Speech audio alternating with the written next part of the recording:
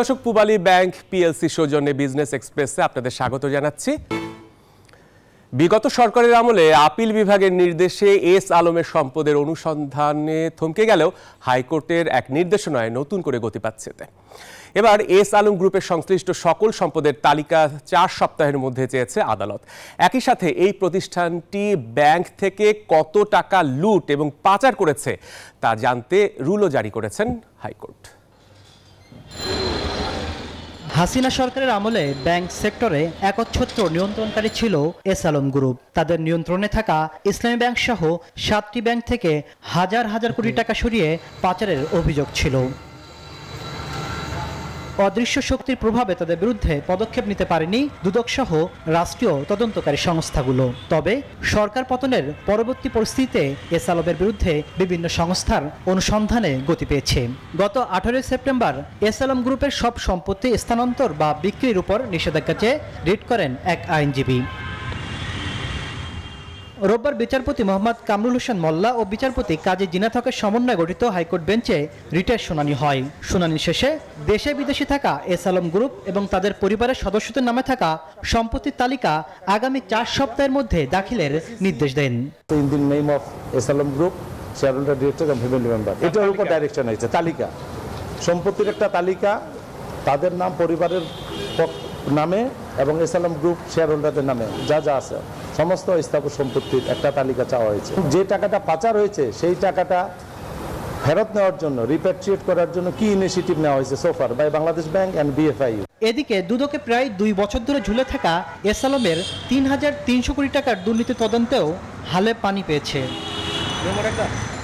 তাসলিম তৌহিদ, news 24, Dhaka. বিশ্ব ব্যাংকের কাছে চাওয়া $1 বিলিয়ন নীতি সহায়তা দিতে সম্মত হয়েছে আন্তর্জাতিক দাতা সংস্থা।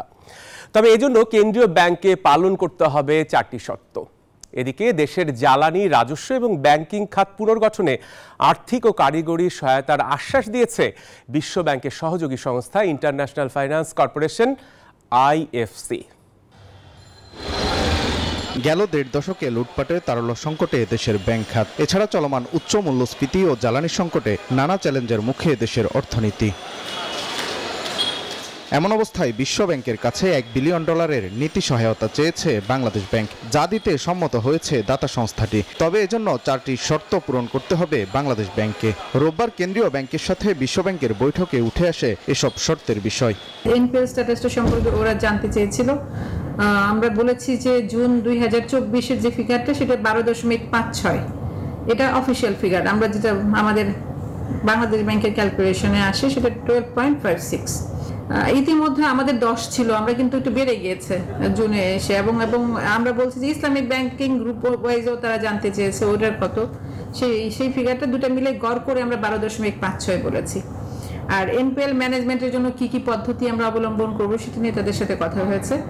এদিন সচিবালয়ে অর্থ উপদেষ্টার সাথে বৈঠক হয় বিশ্ব ব্যাংক ও ইন্টারন্যাশনাল ফাইন্যান্স কর্পোরেশন IFCর। বৈঠকে শর্ত সাপেক্ষে জ্বালানি, রাজস্ব এবং ব্যাংকিং খাত সংস্কারে আর্থিক ও কারিগরি সহায়তা দেওয়ার আশ্বাস দিয়েছে 2 আন্তর্জাতিক সংস্থা, যা নিশ্চিত করেন অর্থ উপদেষ্টা। আমাদের financial sector reform, NBR reform, এগুলো নিয়ে আলাপ হয়েছে।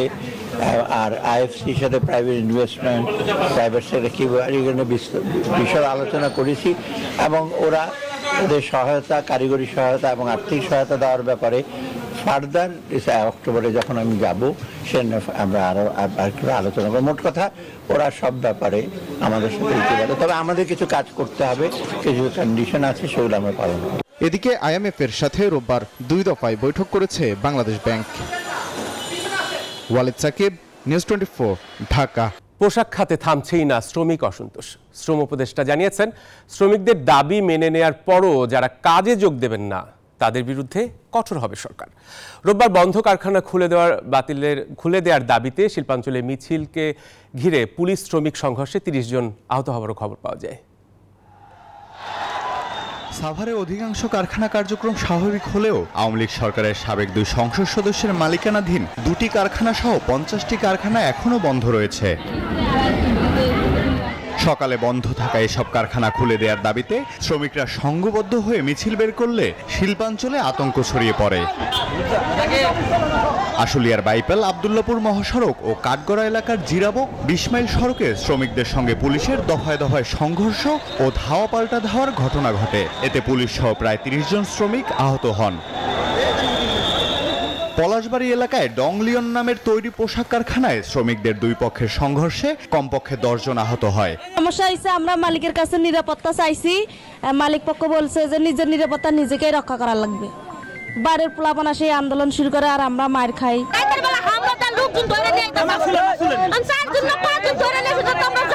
এসব ঘটনায় নতুন করে শ্রমিক অসন্তোষ সৃষ্টির পায়তারা চলছে বলে জানিয়েছে শিল্প পুলিশ। কিছু কিছু ফ্যাক্টরির শ্রমিক তাদের ফ্যাক্টরিগুলো বন্ধ থাকার কারণে এই সমস্যাগুলো তৈরি করছে। অন্যান্য ফ্যাক্টরিকেও কাজ করতে দিচ্ছে না বা বাধা দিচ্ছে। আমরা তাদেরকে বুঝাই শুনে ফিরিয়ে দিচ্ছি।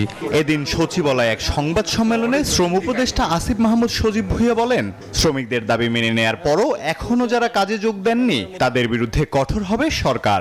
আমাদের গত ঘোষণার পরেই ফিরে গেছেন। দু একটা জায়গায় কিছু সমস্যা আছে, সেগুলোকে আমরা অ্যাড্রেস করছি। আমরা সেগুলো নিয়ে কাজ করছি। আপনারা যদি ধৈর্য ধরে আমাদেরকে সময় দেন, আমরা এই দেশের শ্রমিকদের সার্বিক কল্যাণের লক্ষ্যে সকল স্টেক হোল্ডারদেরকে সাথে নিয়ে কাজ করে যাব।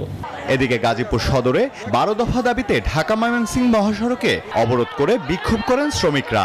দীর্ঘ 3.5 ঘন্টা পর ঢাকা ময়মনসিংহ মহাসড়কে যান চলাচল স্বাভাবিক হয়। Desk report, news 24। দর্শক, এই ছিল নিউজ 24 পূবালী ব্যাংক বিজনেস এক্সপ্রেসের আজকের আয়োজন।